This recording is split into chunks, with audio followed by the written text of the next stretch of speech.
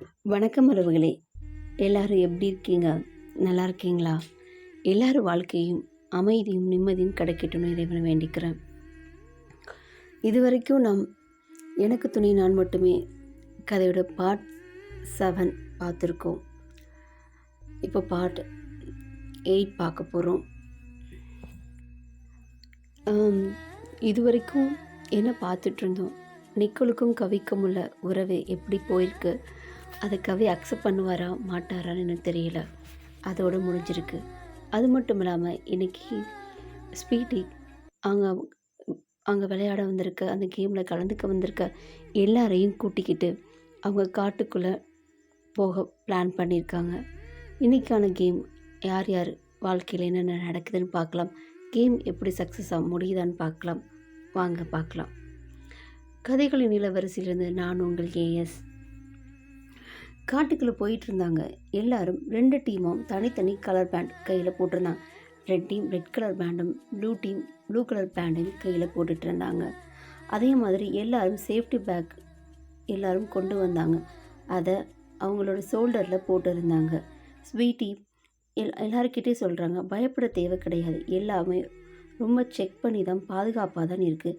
அப்படியே யாராச்சும் மிஸ் ஆனால் நம்மளோட டீம் வந்து கண்டுபிடிச்சிருவாங்க. காட்டுக்குள்ளே ஃபோன் நெட்வொர்க் ஒர்க் ஆகாது. நீங்கள் எங்கே மிஸ் ஆனாலும் கரையோரம் வந்துடுங்க. கரையோரம் மரங்களுக்குள் இல்லாமல் வெளியில் வந்து இருங்க. அப்போ தான் நம்ம டீம் சீக்கிரமாக கண்டுபிடிச்சிருவாங்கன்னு சொன்னாங்க. ரோசி, அப்போ நாங்கள் தொலைஞ்சு போயிடுவோன்னு சொல்கிறீங்களா அப்படின்னு பயத்தோடு கேட்டாங்க.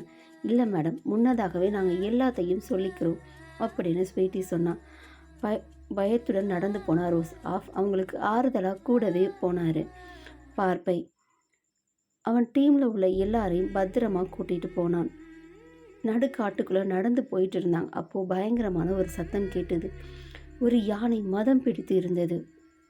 அதை பார்த்ததும் அவங்க எல்லாரும் திரும்ப போக சேஃப்டி டீம் சொன்னாங்க.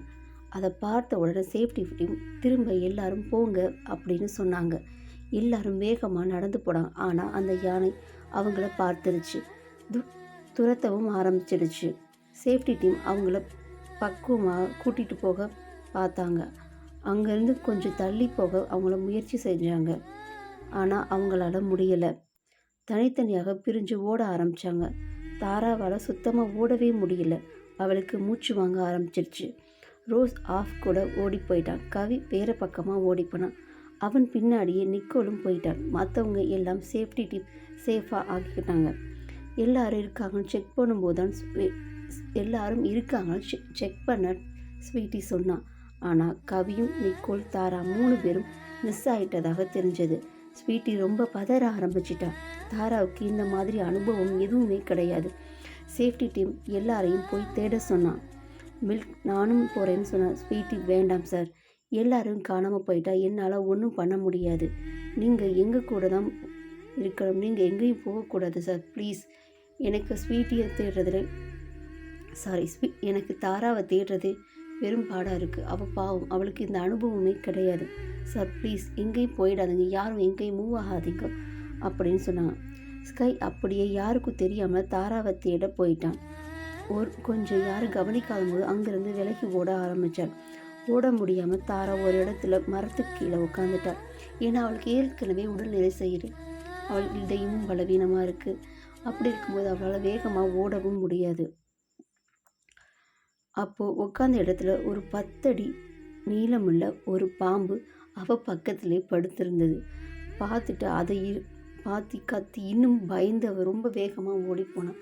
யாருக்கு தான் பாம்பை பார்த்து பயப்படாதுன்னு சொல்லுங்கள். பாம்பை பார்த்தா படையே நடக்கும். பாவம் நம்ம தாரா என்ன பண்ணுவான்? அவங்களும் பயந்து ஓட ஆரம்பிச்சிட்டாங்க. அப்படி ஓடிக்கிட்டே இருக்கும்போது கால் தவறி உருண்டு கீழே விழுந்துட்டா. கத்துன திசை கேட்டு ஸ்கை தேடி ஓடினான். அவள் ஓடி உருண்டு ஒரு இறக்கமான ஒரு பள்ளத்துக்குள்ளே விழுந்துட்டான். அந்த திசையை கேட்டு ஸ்கையும் ஓடி போனார். கவினும் அவன் ஓடி டயர்ட் ஆகிட்டான். சுற்றி பார்த்தா எதுவுமே புரியல. அவன் கேட்குற சத்தம் எல்லாம் அவனுக்கு ரொம்ப பயமாக இருந்தது. நேரம் இருட்ட 3 மணி நேரம் தான் இருக்குது. பின்னாடியே நடந்து போயிட்டு இருக்கும்போது பக்கத்தில் தான் மண் சுழல். அவன் கவனிக்கவே இல்லை. அதுக்குள்ளே அவன் மாட்டிக்கிட்டான்.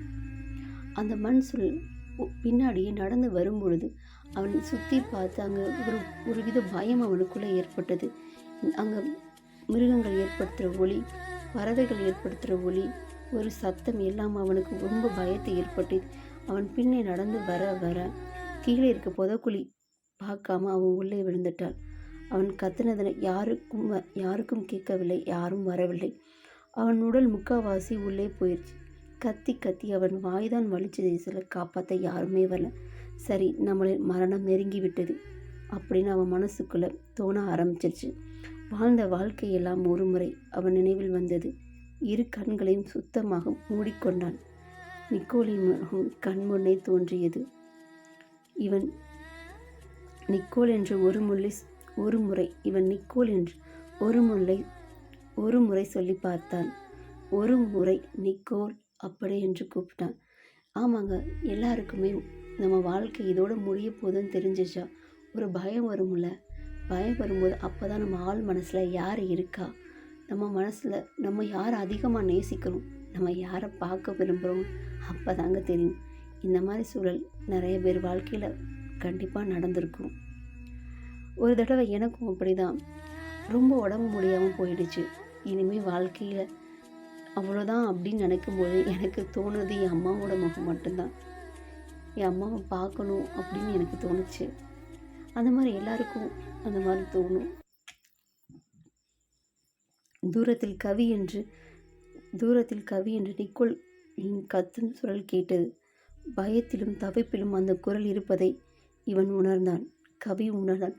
நிக்கோல் கூப்பிடும்போது அந்த வார்த்தையிலும் அந்த குரல்லையும் அவ்வளோ வலி இருந்தது. எங்கே அவன் என்ன ஆயிடுச்சுங்கிற பயத்தில் அந்த குரல் இருந்தது அவனால் உணர முடிஞ்சது.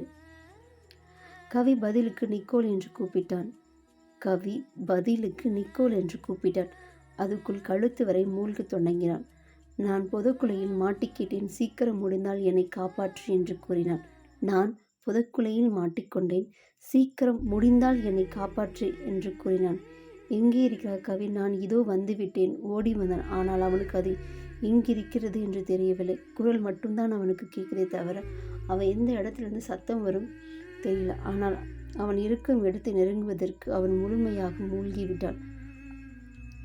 நிக்கோல் கவி இருக்கும் இடத்தை அடைவதற்கு முன் கவி முழுமையாக அந்த நீருக்குள் புதக்குழியில் மூழ்கிவிட்டான். அவனது இரு கைகள் மட்டுமே மேலே உயர்ந்தது. இதில் அவன் கொடுத்த கயிற்றின் கையில் வைத்திருந்தான். ஒரு வழியாக அவனை கண்டும் பிடித்தான். பக்கத்தில் இருந்த கொடியை ஒரு மரத்தில் கட்டி இவன் அதை கையில் பிடித்து கொண்டு மற்றொரு கையில் கவியை பிடித்து இழுத்தான். மிகவும் கடினமாக இருந்தது. மிக மெதுவாக அவன் வெளியே வந்தான். அவன் கண்கள் வெளியே தெரிய ஆரம்பித்தது. இப்படி கஷ்டப்பட்டு அவனை வெளியில் கொண்டு வந்தான் நிக்கோல். அவன் வைத்திருந்த பேக்கில் இருந்த தண்ணியை எடுத்து அவன் முகத்தை கழுவி கவி என்று அவன் தட்டி எழுப்பினான். கவி மெல்லமாக கண் திறந்தான். நிக்கோல் கண்ணீருடன் அவனை அணைத்து கொண்டான். கவி அமைதியாக அந்த மரத்தை சாய்ந்தபடி உட்கார வைத்தான். தண்ணீரை எடுத்து கொடுத்தான். தண்ணீரை கவி அருந்தினான். நான் இறந்து விட்டேன் என்று நினைத்தேன் நிக்கோல். இறப்பதற்கு தயாராக என் கண்களை இறுக்கமாக மூடிக்கொண்டேன். அப்போதுதான் உன் முகம் என் நினைவிற்கு வந்தது. உன் குரல் எனக்கு கேட்கும் போது அப்போதே தெரிந்து கொண்டேன், நீ என்னை காப்பாற்றி விடுவாய் என்று. நிஜமாவே மக்களே, நம்ம வாழ்க்கையில் நம்ம எவ்வளோ கஷ்டப்படுறோம் சரி, எவ்வளோ துன்பப்பட்டோம் சரி, ஆனால் ஒருத்தர் முகம் ஞாபகம் வரும். யாராச்சும் ஒருத்தர்கிட்ட பேசினா சரியாகும். அவர்கிட்ட பேசினாவே விஷயத்த சொல்லணும் கூட அவசியம் இல்லை. அந்த பர்சன்கிட்ட நம்ம பேசும்போது எல்லாமே மறந்துடும், எல்லாமே சரியாயிடும். நம்மளுக்கு ஒரு புது தெம்பே வரும். அப்படிப்பட்ட ஒரு நபர் நம்ம எல்லார் வாழ்க்கையிலும் இருக்கணும். அது யாராச்சும் ஒருத்தராக மட்டும்தான் இருக்க முடியும். அப்படி உங்கள் வாழ்க்கையில் இருந்தால் நீங்கள் ரொம்ப லக்கி. எனக்கு கேட்டது அப்போதே தெரிந்து கொண்டேன், நீ என்னை காப்பாற்றி விடுவாய் என்று. என் கையில் இருந்த கயிற்றினை இங்கே அதை எடுத்து நிக்கோல் கொடுத்தான். நிக்கோல் எதுவுமே பேசவில்லை. அவனை இன்னும் நெருக்கமாக அணைத்து கொண்டான். கவியும் தடுக்கவில்லை. இருவரும் அங்கிருந்து நகர்ந்தனர். நிக்கோல் 2 மணி நேரத்தில் இருட்டிவிடும், அதுக்குள்ள நாம் ஒரு கரையோரத்துக்கு போய்விடலாம் என்று மெதுவாக நடந்து சென்றான். நிக்கோல் கவியின் கையை விடவே இல்லை. கவியும் எடுக்கவில்லை. நிக்கோல் இதுவரை ஒரு வார்த்தை கூட தேவையில்லாமல் அவன் மனம் இன்னும் கனமாகவும் என்ன பேசுவது பேச்சு வரவே இல்லை. என்ன பேசுறதுன்னு அவனுக்கு தெரியவும் இல்லை. தாரா உருண்டு போய் ஒரு மரத்தடியில் கிடந்தான். ஓசை கேட்டு ஸ்கை அவனை கண்டுபிடித்தான். அவள் உருண்டு விழுந்ததில் அவள் கால்கள் இரண்டு மடக்க முடியவில்லை. எழுந்திருக்க முடியாமல் கீழே அமர்ந்திருந்தாள். ஸ்கை தாரா என்று கத்திய குரல் அவள் கேட்டாள். ஸ்கை நான் இங்கே இருக்கிறேன் என்று கத்தினாள். அந்த திசையை நோக்கி அவன் சென்று அவளை கண்டறிந்தான். ஸ்கை மெதுவா அவனை தூக்கினான். அவளால் நிற்க முடியவில்லை. தாரா, ஸ்கை நான் உங்களுக்கு ரொம்ப தொந்தரவு கொடுக்குறேன்ல அப்படின்னு கேட்டா. ஸ்கை உன்னை பார்த்ததே எனக்கு போதும். இங்கிருந்து உடனடியாக செல்ல வேண்டும். கரைக்கு செல்ல வேண்டும். அவள் எழுந்து நடக்க முயற்சித்தாள். ஆனால் முடியவில்லை. அவளை தூக்கி கொண்டு ஸ்கை நடந்தான். இவர்கள் இருவரும் ஒரு கரையோரத்தை கண்டறிந்தனர். அங்கு அமர்ந்திருந்தனர். ஒரு பேக்கிலிருந்து மருந்து எடுத்து அவர் கால்களையும் தடவி விட்டான். அவள் வேண்டாம் என்றும் சொல்லியும் அவன் கேட்கவில்லை. ஸ்கை கேட்கவே இல்லை. தாராவோட காலுக்கு அவன் அந்த சேஃப்டி பேக் ஒன்று கொடுத்தாங்க இல்லையா, அதிலிருந்து எடுத்து மருந்து தடவி விட்டான். தாரா, ஸ்வீட்டி சொன்னதற்கு அர்த்தம் இப்போ புரியுது. இந்த பேக் பத்திரமா வச்சுக்கோ என்று சொன்னது. ஸ்கை எப்படி சிரிக்கிற அந்த நேரத்தில் கூட அப்படின்னு கேட்குறார். தாரா, எப்படியும் காப்பாற்ற யாராச்சும் வந்துடுவாங்கன்னு தெரியும். ஆனால் நீங்கள் வருவீங்கன்னு நான் எதிர்பார்க்கல. மில்க் வருவான்னு தான் நிஜமாகவே நான் நினச்சேன். கண்டிப்பாக ஸ்வீட்டி எனக்காக ஆள் அனுப்பிடுவார்னு தெரியும். ஸ்கை, ஏன் நான் உனக்காக தேடி வரக்கூடாதா? எனக்கு உண்மையில் அக்கறை இல்லைன்னு நினைக்கிறியா அப்படின்னு கேட்டான். சாச்சா, அப்படியெல்லாம் இல்லை. மில்க் என்னோட சிறந்த நண்பர் ஆகிட்டானா, அதனால் ஆர்வக்கோளார இங்கே தேடி வந்துடுவான்னு நினச்சேன். எனக்கும்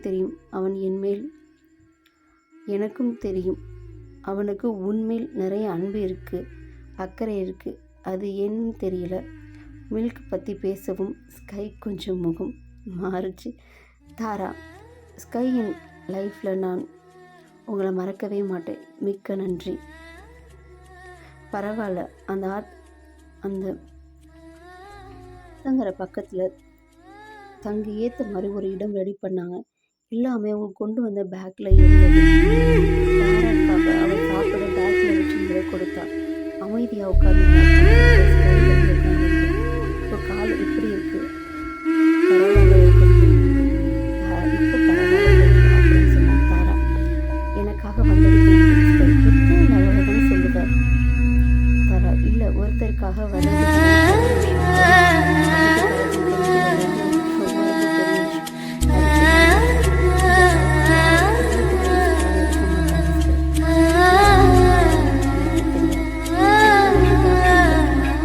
நன்றி அப்படின்னு சொன்னான். நம்ம இன்னும் அவ்வளவா பழகலை. ஒரு 5-6 நாள் தான் இருக்கும். இருந்தாலும் எனக்காக இவ்வளவு தூரம் வந்து பெரிய விஷயம். நம்மளை எப்போ தேடி வருவாங்க அப்படின்னு கேட்டேன். அதுக்கு ஸ்கை, கண்டிப்பாக நைட்டுக்குள்ளே கண்டுபிடிச்சிடுவாங்க. படுக்க ஏற்பாடு பண்ணியிருக்கேன், வந்து தூங்கு அப்படின்னு சொன்னேன். எனக்கு ஒரு ஆச்சரியம். எப்படி ஒரு ஆபத்தில் மாட்டியும் கலங்காமல் தைரியமாக இருக்க அப்படின்னு தாராவை பார்த்து ஸ்கை கேட்டான். தாரா, முடிஞ்ச வரை என்னை காப்பாற்றிக்க போராடுவேன். இல்லாட்டி இவ்வளவுதான் நம்ம வாழ்க்கைன்னு நினச்சிக்க வேண்டியதான். என்னோட குழந்தைய நினச்சி தான் நான் கவலைப்படணும். அவனுக்காக வாழ்ந்து தானே ஆகணும்.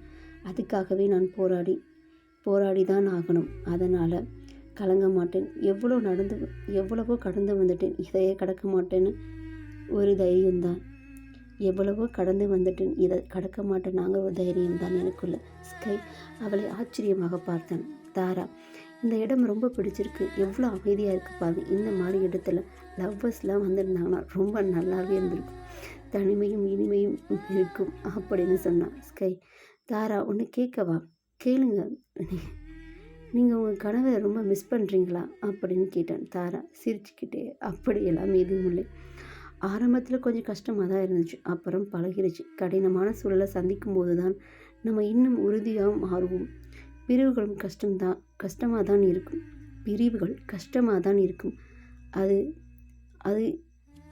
அந்த உண்மையை நம்ம ஏற்றுக்கணும்.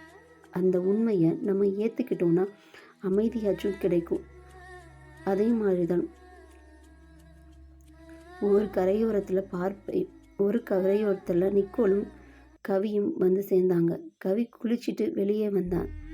தங்குவதற்கு ஒரு இடம் அமைச்சிருந்தான் நிக்கோல். நீங்கள் என்னை தேடி வந்ததற்கு நன்றி அப்படின்னு கவி ஆரம்பித்தார். என் வாழ்நாள் முழுவதும் உங்களை மறக்க மாட்டேன். ஒரு விஷயம் உண்மை, என்னை காணும் நீங்கள் தேடும்போது உங்கள் குரலை கேட்டு அந்த குரல் அவ்வளோ வலி இருந்தது. என்னால் நல்லாவே உணர முடிஞ்சிருச்சு. வரலைன்னா நான் கண்டிப்பாக இறந்திருப்பேன் நிக்கோல் அப்படின்னு சொன்னான். நிக்கோல் கவியின் வாயு மேல் கையை வைத்து மூடி, திரும்ப ஒரு தடவை கூட இந்த மாதிரி சொல்லாது. தாங்கக்கூடிய சக்தி எனக்கு கிடையாது. நீ இல்லாமல் என்னோட வாழ்க்கையை என்னால் யூகிக்கவே கூட முடியலை.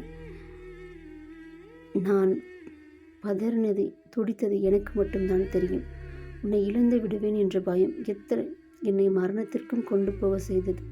ஒவ்வொரு நொடியும் அந்த வேதனையை நான் அனுபவித்தேன். கவி, அங்கே நான் கிடைக்கலன்னா நீங்கள் என்ன பண்ணியிருப்பீங்க நிக்கோல் அப்படின்னு கேட்டேன். பைத்திய மாதிரி இங்கேயே தேடி தேடி அலைஞ்சிருப்பேன். கிடைக்கிற வரைக்கும் இல்லை, உயிர் உள்ள வரை அப்படின்னு சொன்னேன். கவியோட கண்ணும் நிக்கோலோட கண்ணும் கண்ணீரால் நிரம்பியது. அங்கு வார்த்தைகள் எதுவும் இனி பேசுவதற்கு இடமில்லை. கவி நிக்கோலின் தோளில் தலை சாய்ந்தான்.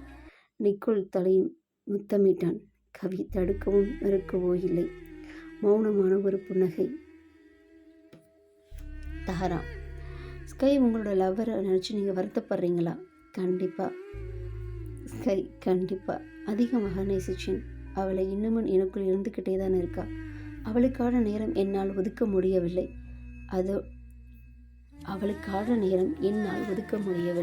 அதனாலே அவள் என்னை விட்டு பிரிந்து சென்று விட்டாள். தாரா, நீங்கள் போய் அங்கே அவங்கள சமாதானப்படுத்திருக்கலாம்ல. ஸ்கை, முயற்சி பண்ணாமையா இருப்பேன். வரலை. வேறு ஒருத்தர் கூட அவருக்கு கல்யாணம் நிச்சயமாயிடுச்சு. அதுக்கு மேலே போய் அவ்வளவு தாரா, அவ்வளவுதான் விடுங்க.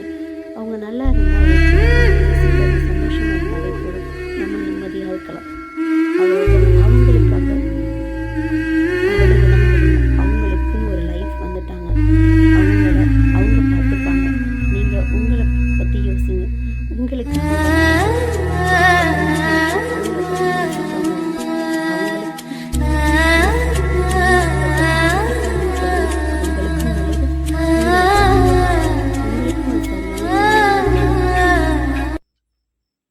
ஒரு சரியான துணையை தேடுங்க. அவங்க கூட நிம்மதியாக வாழுங்க. யாருக்கு தெரியும், நீங்கள் முன்னாடி காதலிச்சவங்களை விட இவங்க உங்களை அதிகமாகவே காதலிக்கலாம். நம்மளை விட்டு போனவங்கள பற்றி அதிகமாக யோசிக்கக்கூடாது. அவங்க நல்லா இருந்தால் போதும்னு விடணும். நம்ம வேலை என்னவோ நம்ம பார்த்துட்டு அவ்வளவுதான். சோகமாக இருக்கிறதும் ஒரு குறிப்பிட்ட காலம்தான். அதுக்கு மேலெல்லாம் அவங்களுக்கு அந்த அளவு மதிப்பு கிடையாது. நம்மளை வேண்டான்னு என்று தானே போனாங்க. அதுக்கப்புறம் எதுக்கு அவங்களையே யோசிச்சுக்கிட்டு இருக்கணும்? விடுங்க. ஸ்கை, என்னோட மனசு இப்போ தான் லேசாக இருக்குது. உன் கூட பேசும்போது தான் நான் ரொம்ப நிம்மதியாக இருக்கேன் அப்படின்னு சொன்னார். நிறைய புக் எழுதவில்லை. ஆமாம், நிறைய எழுதியிருக்கேன் அப்படின்னு தாரா சொன்னான். எது உனக்கு ரொம்ப பிடிக்கும் நீ எழுதுனதுலே அப்படின்னு கேட்டார். எல்லாமே எனக்கு பிடிச்சிதான். ரொம்ப பிடிக்கும் என் முதல் நண்பன், அந்த கதையை தான் எனக்கு ரொம்ப பிடிக்கும். ஏன்னா அந்த கதை தான் முதல்ல நான் எழுதின கதை. எத்தனை நாள் இந்த நாட்டில் இருப்பேன்னு ஸ்கை கேட்டார் தாரா கிட்ட. குறைஞ்சது 2 மாதம் கண்டிப்பாக இருப்பேன். எனக்கு இங்கே ஒரு முக்கியமான வேலை இருக்குது. ஸ்வீட்டிக்கும் என்னோட அண்ணன் கவினுக்கும் மேரேஜ் பண்ணணும். அது வரைக்கும் நான் இங்கே தான் இருப்பேன். ஏன் 2 பேரும் விரும்புகிறாங்களா என்று ஸ்கை கேட்டார். அப்படியெல்லாம் இல்லை, ஆனால் அவங்க சேர்ந்தால் நல்லா இருக்குன்னு தோணுது. அதனால தான். கவின் எனக்காகவே வாழ்கிறவர். இந்த வாழ்க்கை அவருக்கு ஒரு சந்தோஷத்தை கொடுக்கணும்னு எனக்கு ஒரு ஆசை, நம்பிக்கை. அதான் ஸ்வீட்டி அவருக்கு பொருத்தமாக இருப்பான்னு தோணுச்சு. ஸ்கை, நீ இங்கே இருக்கிற வரைக்கும் நான் உன்னை வந்து மீட் பண்ணலாமா? தாரா, கண்டிப்பாக. எனக்கு இந்த ஊரில் ஸ்வீட்டி, கவி நீங்கள் மட்டும்தான் தெரியும். அப்புறம் பார்ப்பை, வேறு யாரையும் தெரியாது. மில்க் எனக்காகவே இங்கே இருக்கான்னு சொல்லியிருக்கான். 2 பேரும் இந்த ஊரை சுற்றி பார்க்கலாம் என்று இருக்கும். ஸ்வீட்டி, கண்டிப்பாக வேலை அதிகமாக இருக்கும். எனக்காக அவன் தங்கியிருக்கேன்னு சொன்னான். எல்லாம் ஒன்றா இருக்கலாம் என்று முடிவு பண்ணியிருக்கோம். சொல்லவே இல்லை. எப்போ முடிவு பண்ணீங்க அப்படின்னு ஸ்கை கேட்டார். அன்னைக்கே ஒரு நாள் பேசும்போது முடிவு பண்ணும். ஸ்கை தூக்கம் வரலையா? வருது, ஆனால் விடிய விடிய முழிச்சிருக்கலான்னு தோணுது அப்படின்னு சொன்னான். ஸ்கை கவலைப்படாத, நான் முழிச்சிருக்கேன், நீ தூங்கு. உனக்கு ரொம்ப டயர்டாக இருக்கும்னு எனக்கு தெரியும். இங்கே எந்த விலங்கும் வராது, நான் பார்த்துக்கிறேன் அப்படின்னு சொன்னான். நிஜமாவே சொல்கிறீங்களா? கண்டிப்பாக நீ தூங்கு அப்படின்னு சொன்னார். நம்மளை விட்டுட்டு போன நல்ல உள்ளங்களை நினச்சி நம்ம அதிகமாக கவலைப்படாமல் நம்ம பார்த்துக்கிட்டாவே போதும். நம்ம அதிகமாக நேசிச்சவங்க கஷ்டப்பட வேண்டாம், நல்லா இருந்தால் போதும்னு சொல்லி விட்டுட்டு நம்ம வேலையை நம்ம பார்த்துட்டோம்னா எல்லாமே நல்லா தான் நடக்கும். ஓகே மக்களே, கதைகள் நிலவரிசையில் நான் உங்கள் ஏஎஸ். மீண்டும் அடுத்த பாட்டில் பார்ப்போம். பிடிச்சா லைக் பண்ணுங்கள், ஷேர் பண்ணுங்கள், கமெண்ட் பண்ணுங்கள்.